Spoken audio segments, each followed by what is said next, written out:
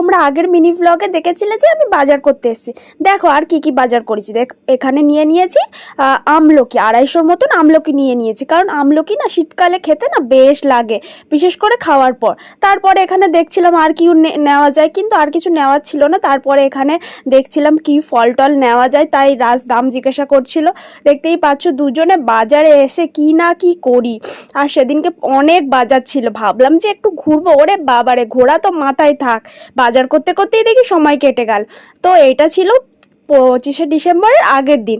তা আগের দিন জানোই 25শে ডিসেম্বর তো কেক আমাদের খেতেই হয়, তাই রাজ এখানে কেক কিনে দিচ্ছে, দেখতে পাচ্ছ। আমি বলি তুই কেক কিনে দে, তারপর আমি খাবো, আমার কাছে টাকা নেই বলে দেখো দুটো বাড়ির জন্য দুটো কেক নিয়ে নিলাম এখান থেকে। তারপরে দেখো আসার পথে কার সাথে দেখা হলো, স্যান্টা দাদুকে হাই করে বাড়ির দিকে চললাম। যাওয়ার পথে দেখি কি সুন্দর এখানে মেরি ক্রিসমাস সাজিয়েছে। চলো ভিডিওটা ভালো লাগলে লাইক করে দিও, বাই।